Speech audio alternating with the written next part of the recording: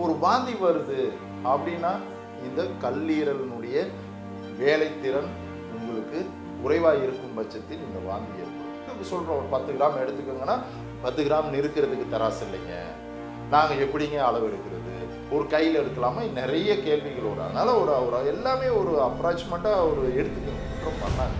இன்னைக்கு இந்த ஒரு நவீன மருத்துவத்தில் பார்த்தீங்க அப்படின்னா ஒரு 50-60 நோய்களுக்கு இவ்வளோதான், இதுதான் நோயின் வரையறுக்கிறாங்க. அதுக்குமே முழுமையான தீர்வா அப்படின்னா இல்லை.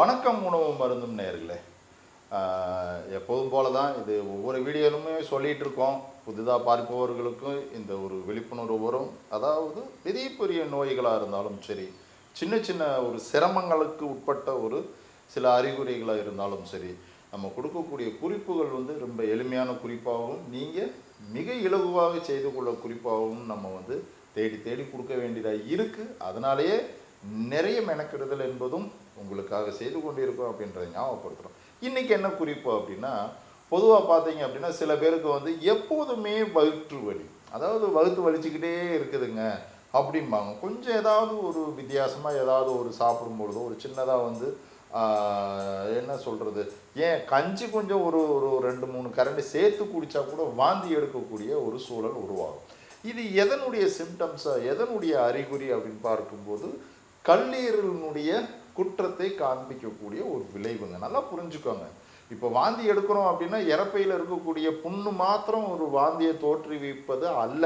நம்ம ஏற்கனவே ஒரு பித்தப்பைக்கு போட்டிருந்த வீடியோவில் உங்களுக்கு மிக தெளிவாக சொல்லியிருந்தோம். ஒரு ஜீரண மண்டலம் என்பது கல்லீரல், மண்ணீரல், பித்தப்பை, கணையம் அத்தனையும் சேர்ந்த ஒரு செயல்பாடுக்கு உட்பட்ட நிலையில தான் உங்களுடைய ஜீரண மண்டலம் பணியாற்றுது அப்படின்னு சொல்லியிருக்கோம்.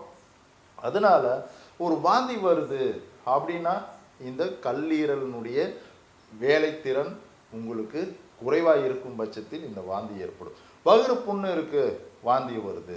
வகுறு புண்ணு நீங்கள் சரி பண்ணிக்கிட்டீங்க, அப்போ அந்த அல்சர்னு சொல்கிறோம் இல்லைங்களா, அது சரி பண்ணும் பொழுது அந்த வாந்தி நின்றும்.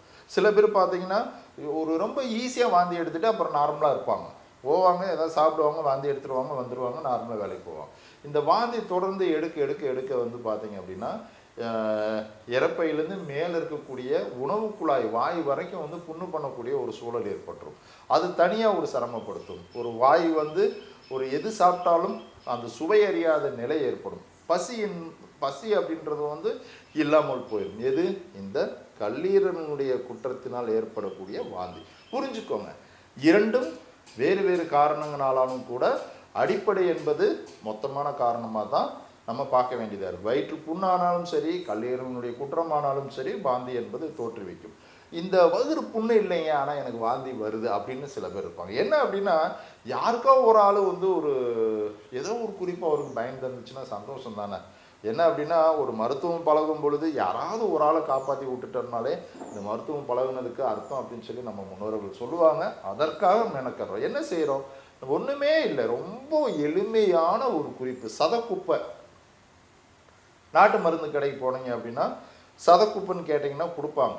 சும்மா ஒரு ஒரு ஒரு ஒரு 1/4 கிலோ வாங்கினீங்கன்னா ஒரு 50 ரூபா 60 ரூபா தான் இருக்கும்.